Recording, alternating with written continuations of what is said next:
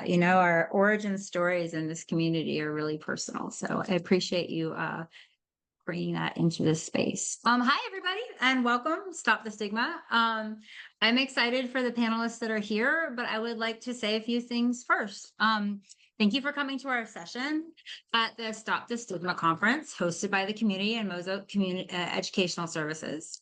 At Stop the Stigma, we acknowledge the importance of person-first language because language shapes how we understand one another. Person-first language centers humanity over diagnosis or system involvement and reflects our shared commitment to dignity, respect, and equity. We also recognize that individuals may prefer identity-first language, and we encourage speakers and participants to honor personal preference whenever possible. We also would like to begin with a land acknowledgement. Although the conference is held virtually, we acknowledge the Indigenous peoples whose lands we occupy as we gather, learn, and collaborate. The community is headquartered in Milwaukee, Wisconsin, on the traditional homelands of the Ho-Chunk Nation, the Menominee Nation, and the Patawauma Nation, with enduring ties to the Oboiji and Ottawa peoples of the Council of the Three Fires. Mozak Educational Services is based in New Hampshire on the ancestral lands of the Obaniki and Pennacook peoples, whose histories and cultures and sovereignty continue today. If I mispronounced any of those names, please forgive me. We honor the resilience and ongoing contributions and enduring relationships to the land. This acknowledgement is only a beginning. We encourage all attendees to learn about the Indigenous nations whose lands they reside on and to support ongoing efforts toward Indigenous justice and sovereignty. Accessibility is our shared responsibility. Thank you for helping create a conference culture rooted in respect, care, and openness. ASL interpreters are provided for each session and CART captions are activated. To support blind and deafblind attendees, we'll begin with brief visual descriptions. I'll go first, and then I'll invite each panelist to do the same. So my name is Elizabeth Schatzwell. I am a white presenting woman with curly brown hair in a blue sweater with silver hoops on. And behind me is a dish cabinet. And I'm going to turn it over to Wanda to describe herself. And I'm actually going to go talk to my dog for a second. Can you guys popcorn it around while I take care of that, please? Thank you. So Wanda Brown, African-American, wearing dreadlocks with some Corey shells, black mock neck, wearing a cross, a silver cross, and some earrings and glasses. And I'll popcorn it to Savannah. I hope I'm saying your name correctly. Yes, I am. Savannah. Thank you, Wanda. I'm Savannah Weinstock. I'm a white femme with short blonde hair, 3 nose piercings, and a Monroe, wearing like a lilac fleece. Going to Amanda. Hello, everyone. My name is Amanda Luttrell. I am a white transgender female with short sandy brown hair. I have rainbow colored heart earrings with my heart-shaped rainbow glasses. I am wearing a gray polo shirt with the UV4 SOR logo, which stands for United Voices for Sex Offense Laws. And I am sitting in front of a background with the NARSOL logo. And I'll popcorn it to Steph. Hey everyone, I'm Steph. I'm non-binary, white and Native American individual with blue and purple pinwheel hair. I'm wearing a blue shirt and my background is the gold VCU, Virginia Commonwealth University. Logo is up in the right corner. I have blue glasses on, and yeah, I think I covered it all. So back to you, Liz. Thanks, folks. I appreciate everybody giving their visual accessibility thing. I think it's really important. I'm a former Braille transcriber, and when they said they were doing this, I was like, yay, left, right, top, down, let's go. But this conversation today, though, centers around the lived experiences of LGBTQ plus disabled people in criminal legal systems, not as separate identities, but as overlapping systems that shift safety, dignity, and access. In this space specifically, I think we're dealing with layered vulnerabilities. Not saying that there's not other spaces where folks with disability access needs are facing layered vulnerabilities, but when it comes to the queer community, there's an additional level of hidden identity that I think is there for some folks. And I wonder if our panelists can talk a little bit about who they are and what lens they bring into this conversation. I think it's really important when we're talking about these layered vulnerabilities that we start from a place of where our own positionality is. And I'll go first. I'm Elizabeth Shatzwell. I am the founder of Metanoia Consulting. I'm formerly with JSTOR Access in Prison. I work at the intersection of healthcare access and education access for vulnerable populations. I am a queer woman, and I served quite a bit of time inside, so I'm formerly incarcerated. I think it's really important that we have these conversations with vulnerability and openness, because the intersections that happen here happen other places as well. And I will shoot it over to Savannah. Can you tell us a little bit about yourself? I apologize ahead of time. I'm getting over a cold. I sound a little funky. I'm gonna do my best to slow down so I don't crackle out. My name is Savannah Weinstock. I'm a mitigation specialist working in criminal defense at the Milwaukee Public Defender's Office in Milwaukee, Wisconsin for the Wisconsin State Public Defender. I'm also a fat queer woman. So it's natural for me to kind of experience and use an intersectional lens in my life and in my work. So I bring that in a way that is baked into me and cannot be removed. Not that anyone would try. Was that a second part to that question? I apologize. Nope. Just what lens you bring to this conversation, and anything you want to share about yourself. And then when you're ready, you can popcorn it to somebody else. Okay. Yes. Gotcha. I appreciate it. I am also kind of coming to terms with my own disability stuff, and am mentally ill and have been since forever. Steph? Thanks, Savannah. I am a formerly incarcerated queer non-binary individual living with multiple disabilities. But I'm also an academic. Actually, as of this month, I am formally a doctoral candidate. And so my research revolves around the intersection of LGBTQIA plus identity and disability. So this intersection is both personally and professionally important and relevant and like massively a part of my life. But I'm also an advocate in many spaces, so including but not limited to LGBTQIA plus rights, disability rights, and higher education in prison. And I will popcorn to Amanda. I am Amanda. I first bring the lens of lived experience. I am a transgender woman. I am registry impacted. I've had to navigate systems that were never designed with someone like me, not in identity, not in safety, and not in dignity.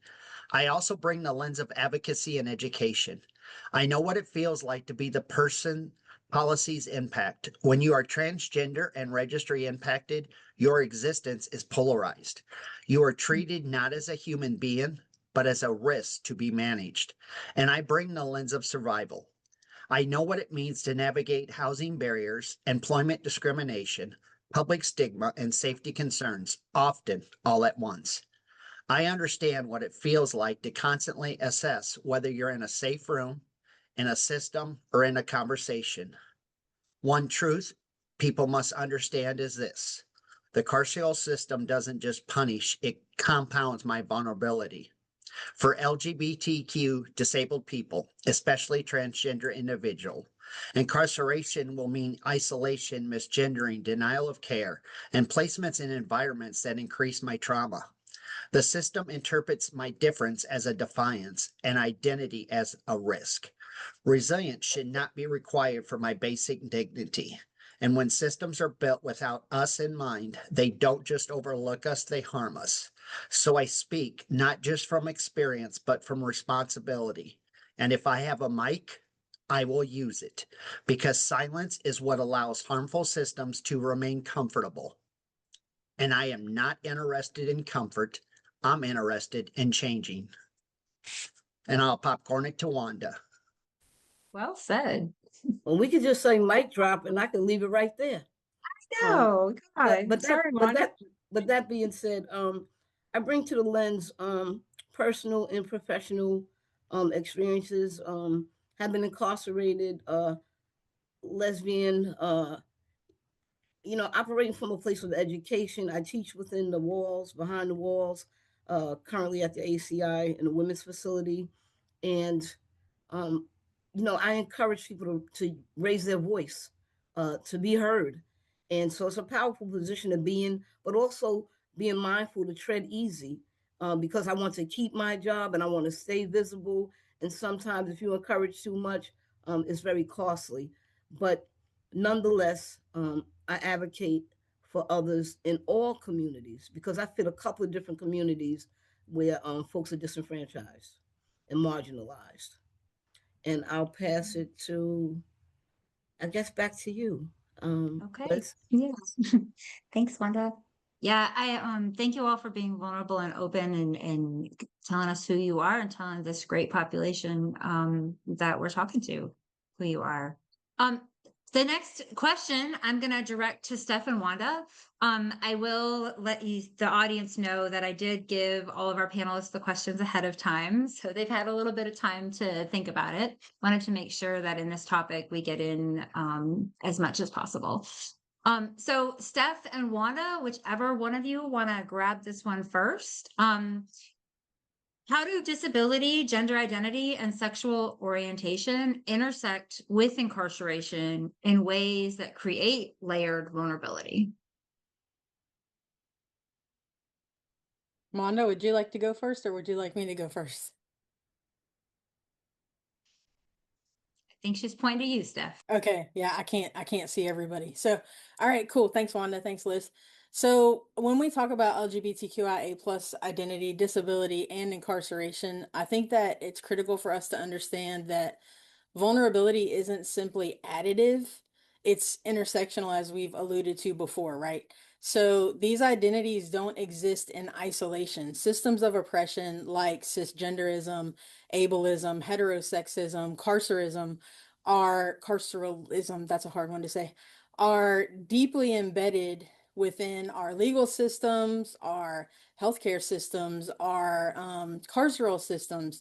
And when someone exists at the intersection of these multiple marginalized identities, those systems don't just overlap, they reinforce one another in ways that amplify harm.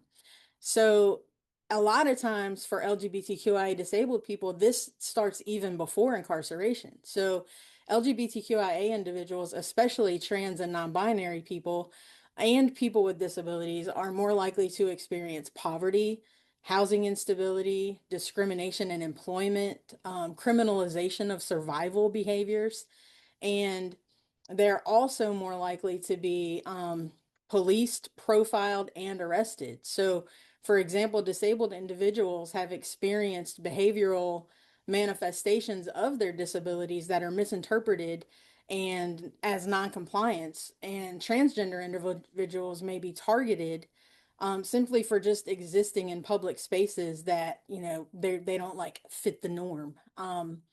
So I think, and once incarcerated, the vulnerabilities then intensify. So LGBTQ plus individuals, particularly trans people, as Amanda alluded to earlier, and non-binary people face disproportionately higher rates of harassment, of violence, of solitary confinement, often under the guise of like protecting them.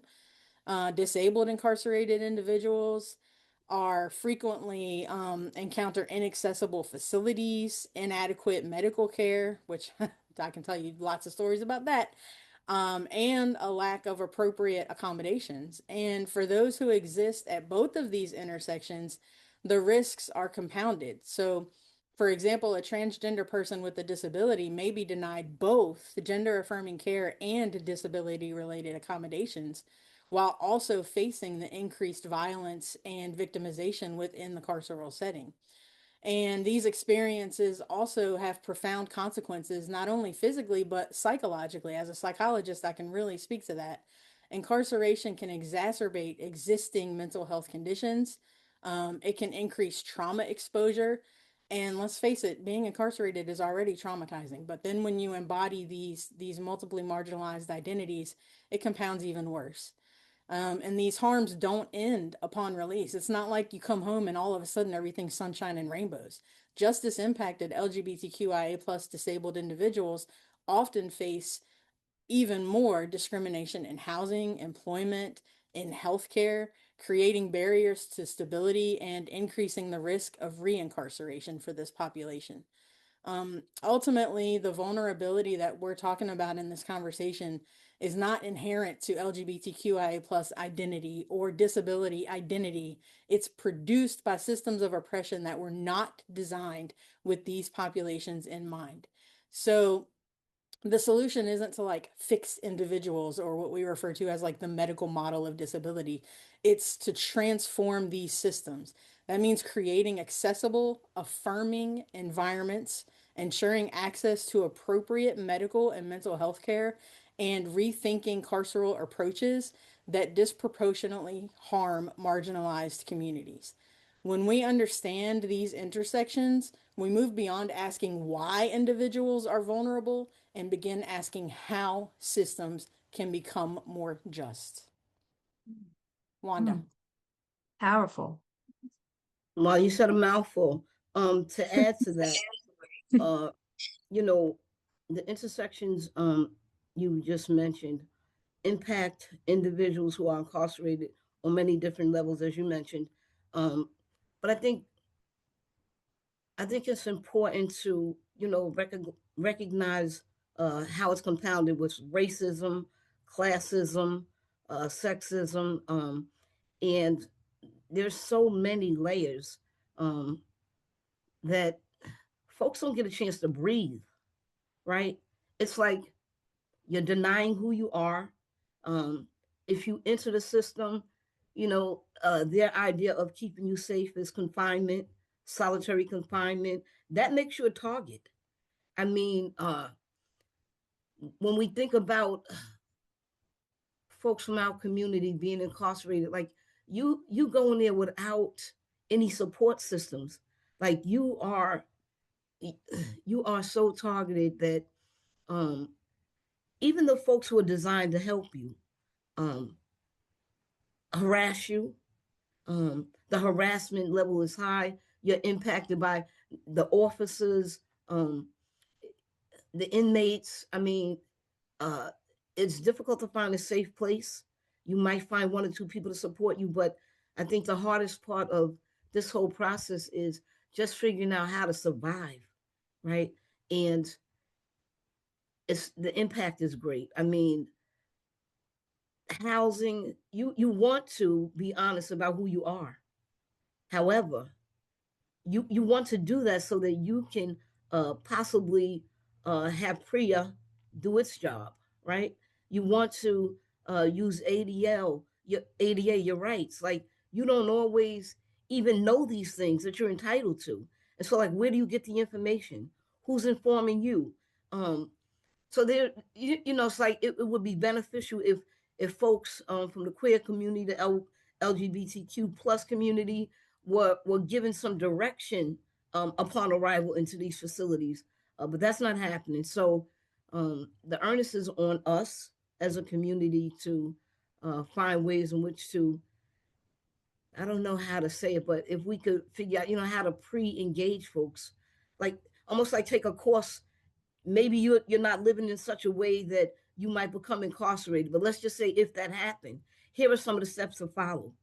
And so um, it's just a difficult place to be. All of the intersections cause harm. The impact is great. It's a psychological trauma. It's one that is hard to recover from behind the walls and even when you come home. So um, counseling on the inside does nothing to address these layers, just a bare minimum. And add Mm. substance abuse to that, then we have a whole nother layer. So, um, yeah, I think that's all I want to say on this segment. Thanks, Wanda. Let's get a little deeper. Maybe, Amanda, I'll invite you in and ask, like, we heard a lot from Steph and Wanda here, so I know this might move the question just a little bit, so I'm gonna ask for some flexibility, but how does some of the stuff that they've been talking about show up in institutional practices that impact daily life inside? Good point, Elizabeth. So inside facilities, mobility access matters. Those that are disabled, need access to them lower bunks. They need accessible to the showers. Some facilities, they may need elevator access. And even as transgender individuals, having that timely medical care. And when those aren't provided, your disability now becomes punishment.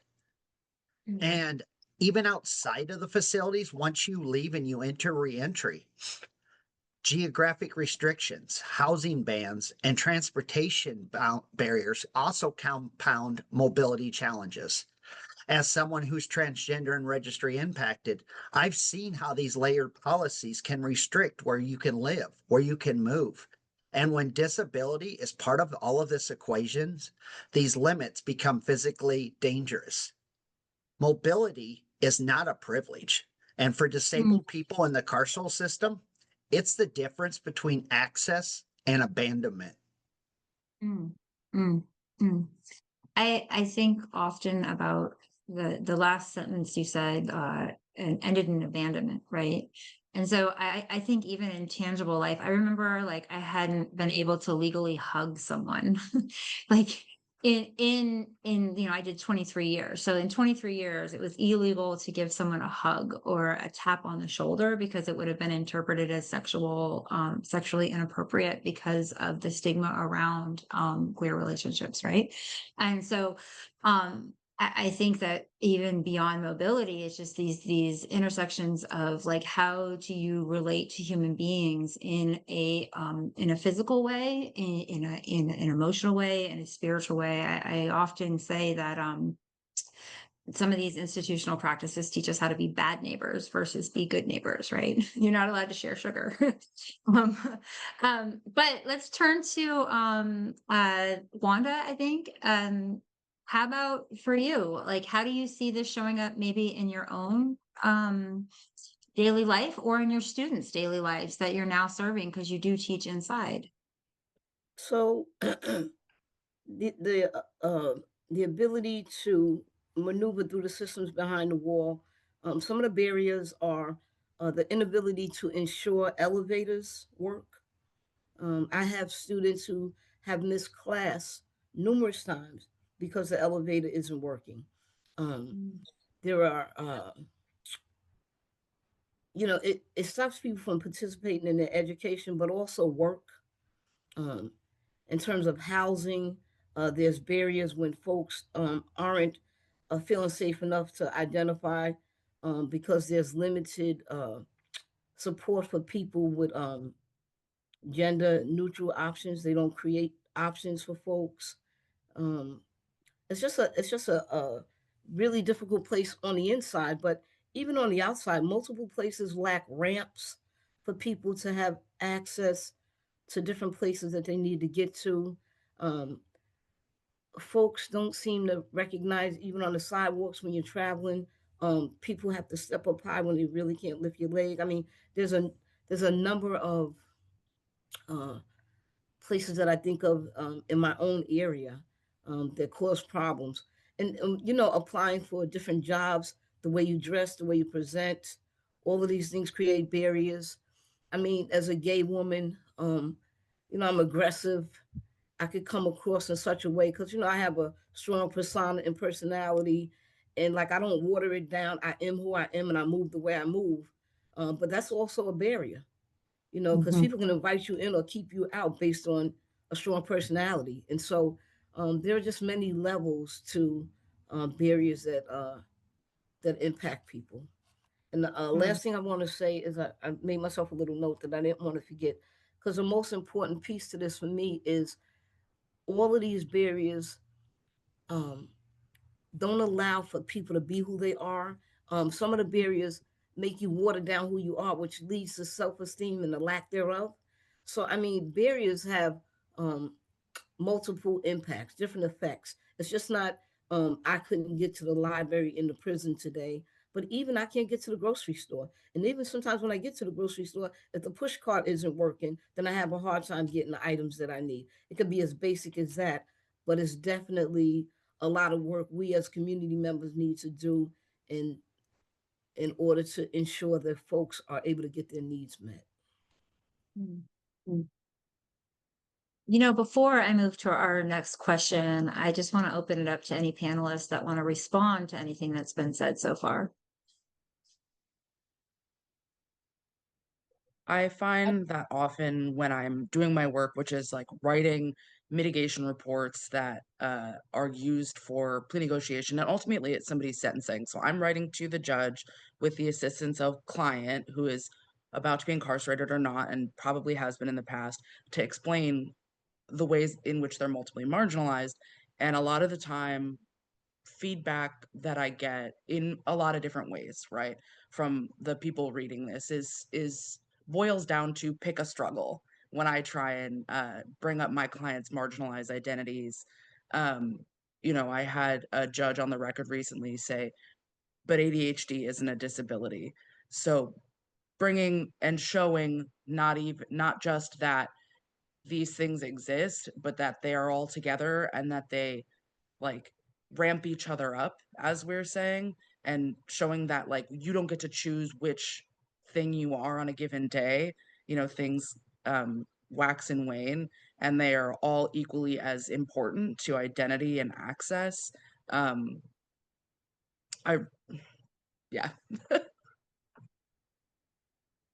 Yeah, thanks. Anybody else? Steph, I saw you come off mute for a second. Yeah, I just wanted to add, I should have said this at the beginning, but I just wanted to let people know that the chat is really difficult for me to see because I'm legally blind. So Ben or Liz, if someone addresses me in the chat, like could you like get it to me somehow, like email it to me, or if Yes. I'm not responding to you, it's not because I'm not, it's just because I literally can't see it. So I should have said that at the start. Sorry. Yeah, and so I will say that I am monitoring the chat and the questions. We're going to kind of save some of the questions unless they're like really like right on target for this second to the end. And then I do believe that the chats are going to be saved and emailed out to make sure that everybody has access to them post this. But if something specific comes up for you, Steph, I will definitely let you know. Um, this is actually a really great segue and might be a little bit personal, so I'm going to send it back to you, Steph. The next question is about how do protective custody or medical isolation mean at the intersection of this lived experience, and how does that impact mental health and actual safety versus this notion of control that often is what is presented as safety? Steph, can I kick it back to you? Yeah, yeah. Yeah, I can definitely talk about like lived experience of medical isolation. So, I spent roughly 6.5 months in the infirmary, after and I was alone for like 95% of that time. After I was toxically overdosed on a medication to treat my rheumatoid arthritis, which, by the way, is why I'm legally blind today, but that's another conversation. Um, so nobody gets put in medical isolation, or in my institution, they called it the infirmary, unless you're like really sick. So to be incarcerated and away from your family and your loved ones, and then isolated from the family that you've built inside while battling like a serious illness, I mean, I don't mean to be dramatic, but it's nothing short of torture. It's unbearable. It's that isolation while you're dealing with a physical struggle, the toll it takes on your overall mental health. I was extremely depressed. It was one of the darkest times of my life. I was terrified. I thought I was going to die back there by myself, and I was utterly alone. For that 6.5 months, there was one person in the infirmary with me early on, when I was at my sickest, for like, I think she was there for like 3 weeks, or maybe it was like 2.5. And she was an elderly woman. I was 19, for context to this story. She was an elderly woman who was dying of brain cancer. So there really wasn't a lot of verbal interaction between she and I. But I had to hear her suffering. I was literally watching her die while I was literally fighting for my life. That is psychological torture. To do that to someone, to not, it's bad enough that we're away from our family and friends at home. People out here can't understand what it's like to be sick while inside.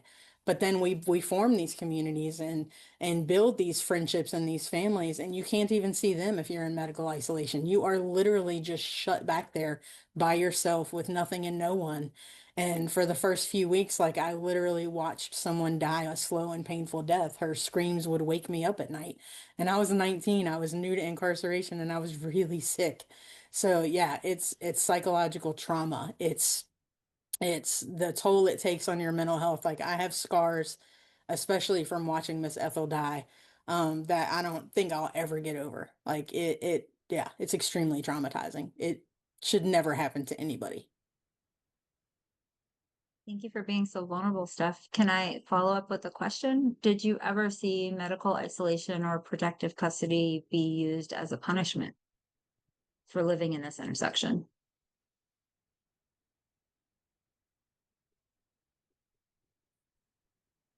I would have to really think. I'm sure it was. I have no doubts. I have no doubts that it was. I can't think of an instance off the top of my head. Sorry. Okay. That's okay.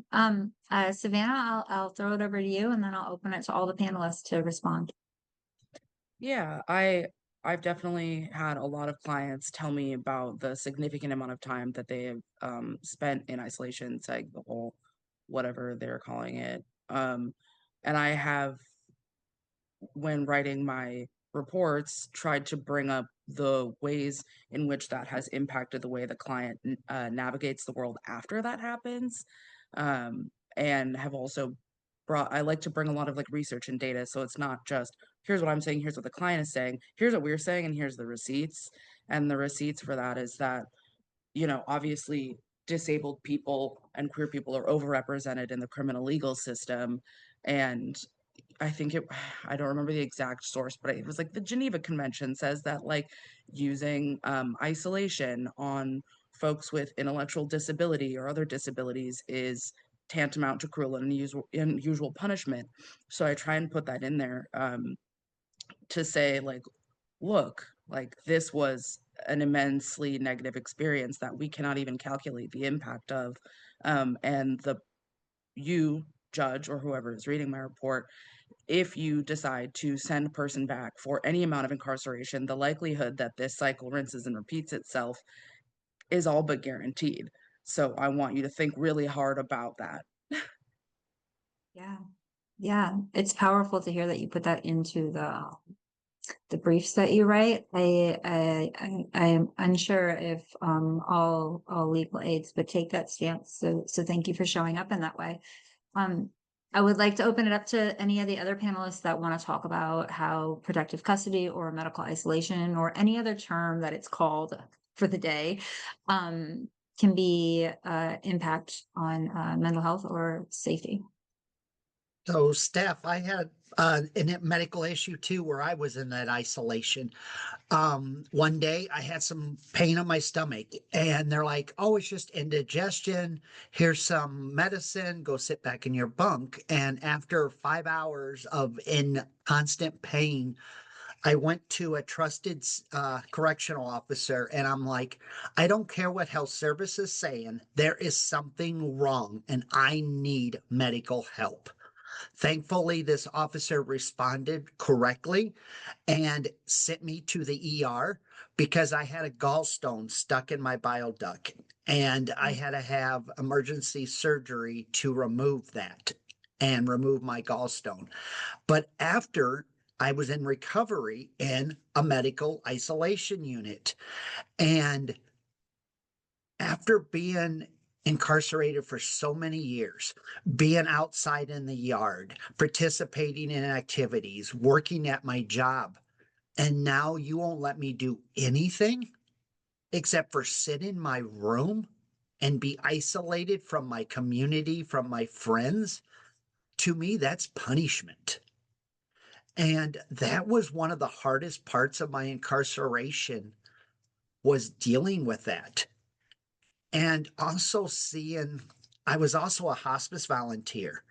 And so being with these individuals who are literally dying on your watch, you sit there and watch somebody die. It just hurts my heart. It's like, why can we not have compassion for these people? They're at the end of their life. Let them spend that last little time with their family. But instead, no, we punish them and let them die in chains and incarceration. Yeah. So I often say I did more time. I did 23 years total on a juvenile life sentence. And I did more time under investigation and segregation isolation than I did out in population. Um uh and multiple times the isolation that I was put in was because they wanted to know the nature of a relationship. Um and whether that relationship was actually a relationship or not, they just needed to know what it was. And of course, I wouldn't say anything, so they would keep me longer, right?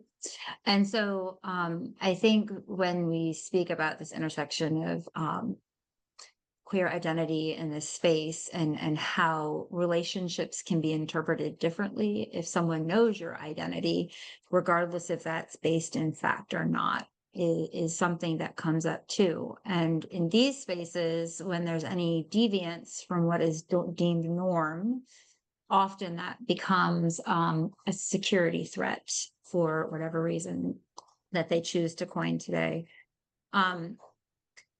We've talked a lot today about what these vulnerabilities look like, how they express in our daily lives, how they express in the lives of those who are still inside. But we are all here, right? And there is some, I hesitate to use the word resilience, but for lack of another word, I'm going to use the word resilience.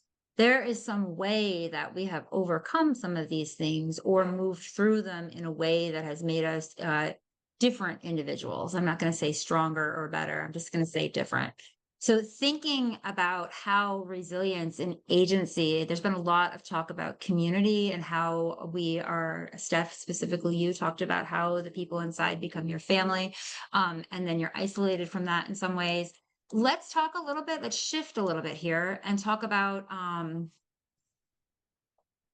how do folks living at this intersection build community? What does that dignity look like when dignity is stripped from you from a system that's not built for you and that ostracizes you? And then how does leadership show up inside of carceral environments and also outside of them, even when it may feel unsafe to step into those shoes? I'm going to give everyone about 2 minutes to answer this. And then we might move to some of the questions in the chat, depending on where we are with time. So what does advocacy or mutual support look like in practice? And anybody want to start? I will call someone out. All right, I'm gonna call somebody out. I can Okay, jump Savannah. first. Oh, okay, Steph. Go ahead, Savannah. Take it away, Savannah. Come on. Hi. So I'm not sure as the person on this panel without lived experience if I can answer this in an extremely direct way, but what I can say is that I have had the pleasure of having had a lot of queer clients in my mitigation work in the 5 approximate years that I've been doing it. And every single time it is an absolute delight. And I've been sought out by people in my office to specifically take cases with queer clients when we're like randomly assigned to our cases. So I've tried to make myself known as a queer resource to folks in my office in Milwaukee and in my agency in general, which is a statewide agency. And I have done trainings for other folks in national settings and in statewide settings and in my office, outside of my office, to try and show people that I work with that working with queer people is something that shouldn't be intimidating, and working with disabled people is something that is exciting and can be really joyous and wonderful, and that we actually have access as people working in public defense. We have access to a lot of information that can be really, really helpful for our clients. That's not a heavy lift for us to get, right? Like I can easily go print out a bunch of pages on the DOC, DAI, transgender like housing policy. That is extremely easy for me to do. I can contact, with the right consent and form sign, I can contact health services at the facility where my client is staying if they want me to. And I can say, hi, what are you doing? Respectfully. And so I can help in that way. And I teach other people how to help in that way, to show that just because I'm on someone's legal defense team doesn't mean that I'm also not an ally to them in whatever way I can best serve. So I try really hard to collect information that I think can be helpful and empowering for my clients, knowing that I haven't lived it and I haven't been there. So I take the lead. They're like, I want to know what it's going to be like when I go up north, which is what we call it in Milwaukee. And I say, bet, let me go find out everything I can possibly find out about what the possibilities are for you for HRT, for mental health meds, for accommodations, for the process to try and put in for gender affirming garments or, personal items or surgical care. Let me go find out, because it's not a huge, heavy lift for me. It's a couple of phone calls, and then I write that down and share it with everybody who wants it. And I just updated my guide that I made by talking to the head of mental health services for Wisconsin DOC. And that was not hard for me. And I share it with everybody because it's so much easier for me to get it than it is for somebody that is incarcerated to get it. So I say, heck yeah, I want to do that. Yeah, thank you. I am actually going to ask one other person to answer this question. So I want to be mindful of time and the questions that we have waiting from our audience. So if one other person wants to jump in and think about how we do this. Amanda, you're off Yeah. mute, so let's go. Yeah. So building a community in the carceral environment with the LGBT community, it's the same as we do it on the outside. It's through our connections. It's through our creativity and our courage. When we have formal channels that are limited or unsafe, we create these informal networks. We share the information. We check on each other's mental health. We protect each other's names and pronouns when a system does it. Community doesn't start with permission. It starts with recognition. Sometimes it's looking across the room and says, I see you and I know you. Something is helping filing a grievance, helping with housing rules, or mitigating conflicts. That's how dignity survives in confinement.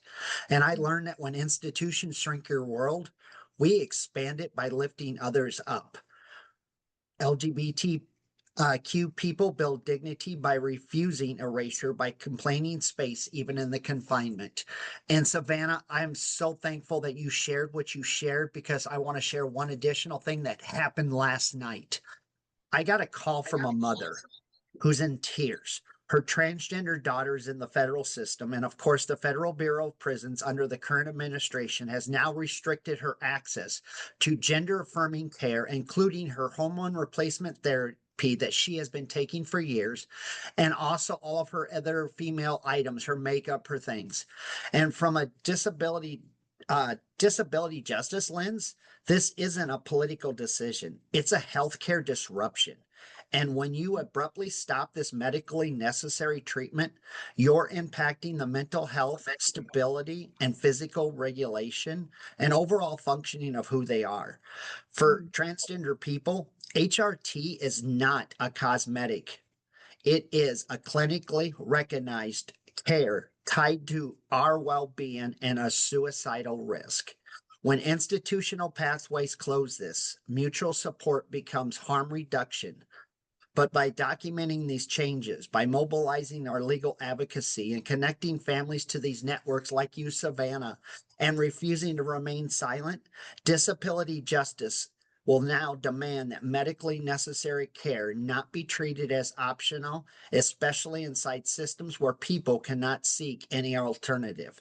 And if a system can cut off medically necessary care at will, it still isn't managing its own safety. It's managing whose health is considered disposable. Mm, mm. That is very powerful. Thank you. And thank you for taking that call. Thank you for that work. Those personal calls are always the hardest and the most privileged, right? For those people who might not know what HRT is, Amanda, can you tell us really quickly what HRT is? HRT is hormone replacement therapy. And so for like myself, I actually have an estrogen patch. There's also, they could get injections or pills to get that estrogen. And for trans men, it's taking testosterone. There's also other medication that you can take to help in your transition to be more authentic of who you feel you are. Thank you for explaining that. I want to give this over to Wanda for 1 second to talk about what safety actually might look like. So safety might look like identifying folks who understand the LGBTQ community. Savannah, I want to thank you for your work because it's important to identify who understands the needs of the folks who are incarcerated. Like prior to becoming incarcerated, it would be nice if you can identify a lawyer who could represent you, who understood your condition or your lifestyle or your situation in its entirety. Like it is so important that folks know if you have a mental health issue. Folks know that you're taking hormone shots.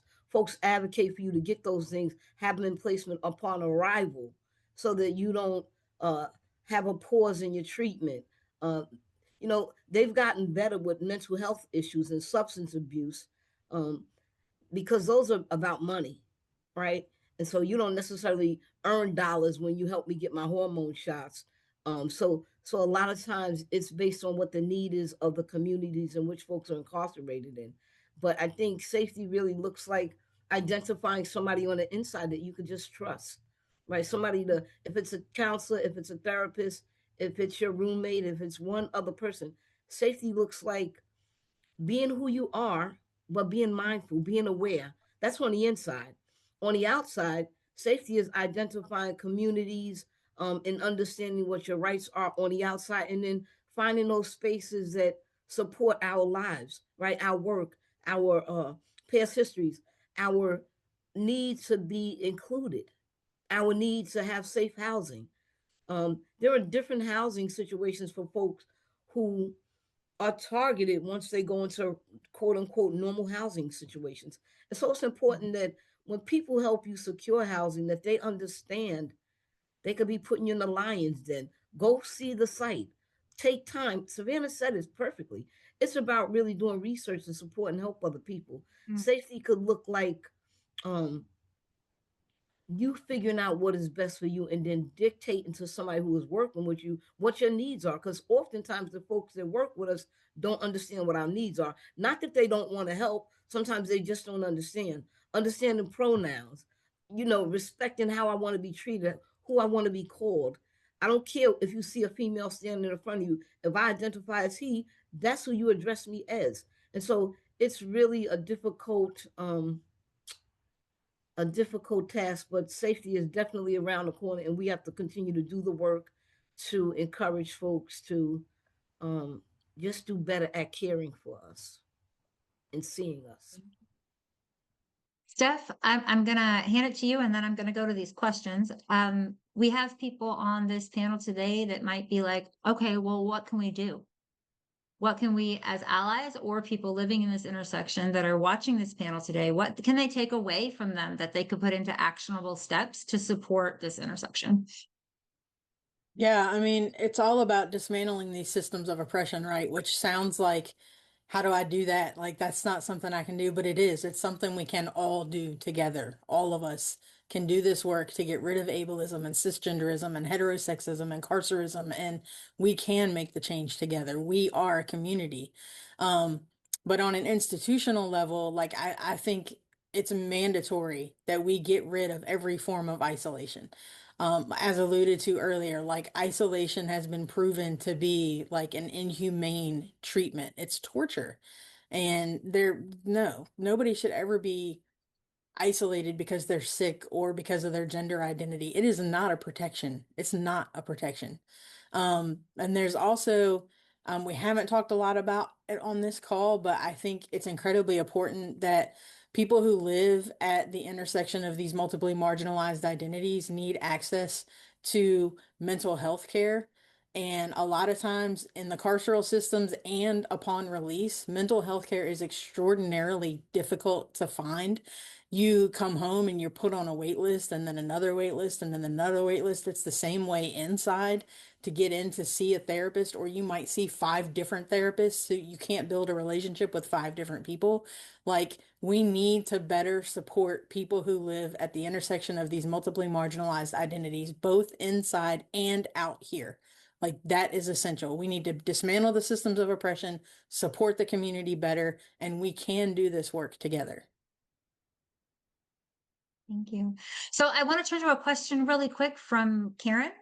Wanda, this one is addressed specifically to you, so I'm going to hit it over to you, and then if other people have thoughts, I'm going to read it just as it says. It says, Wanda, I was really struck by your idea to counsel multiple marginalized folks on the ultimate impact of incarceration well before it even happens.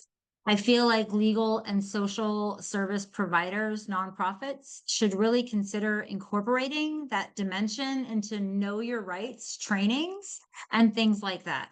Could you talk a little bit more about your experience of the kind of entry counseling that does occur and make people aware of legally required available services if and once they are incarcerated? And it was a lot, so I'm going to drop it in the chat as well. Thank you, Karen, for your question. Karen, thank you for the question. And as of right now, I don't know anybody in particular who is doing the work that I suggest, but I'm going to put the earnest on me. I know a few people who just recently became lawyers, and I want to share information with them to help them better serve the community in its entirety, not just straight folks, but every person. And so it's about education. It's an opportunity to encourage people to learn, to do more, to be interactive on a different level. Like, really see the people. You need to see us. Like, we're human beings. Never mind who I sleep with. Never mind how I walk. It's kind of like mind your business. I'm gonna need professional help to navigate through these systems. All of that other stuff is sidebar. But when you see me, address me in the manner in which I asked you to, and then help me navigate through these systems and have my best interests at heart. Treat me like I'm your loved one. And so, though it's not anything that's in action as we speak, that's one of the things I charge myself to do. So when I'm inside the prison and I'm working with folks, I give them information. I bring them information. I help them understand who they are and um, what their rights are, and I just give them information. And so, Priya does what Priya does. The prison rape, like all these things that happen behind the wall, folks don't even understand what their rights are. So I have a student who was impacted in that way, and so she since graduated, but she still calls me to let me know her next steps and what's happening. I'm so excited for her that she's holding that person accountable to the highest letter of the law. But if people don't feel supported, you be afraid to move the ball forward. Because when I met her, she was at a pause. And I was like, absolutely not. You got to stay the course. And there'll be a lot of things to push you back, but I'm going to need you to push past it because you are paving the way for the next person. Yeah. I hope that answers your question. So it did. Great. Thank you. So I just want you to explain really quick what Priya is and if that's available on the outside as well as the inside, just really short. And then we're going to hand it over to Ben because we want to give everyone a chance to rest their hands before the next panel. And Wanda, you're on mute. PREA is a Prison Elimination Act. It's designed to help people report abuse, violations, and then there's accountability. And oftentimes folks hear about it but don't really understand it. And also, when you move towards accountability, there's also consequences. So people tend to not even follow through with their rights based on fearful retribution. Thank you so much. And thank you to all the panelists and thank you to our wonderful audience for listening and engaging in this conversation in the chat and through your questions. Danny, I'm dropping my email in the chat. Please reach out to me. I know we didn't get to your questions today specifically. Ben, with that, I'm handing it over to you.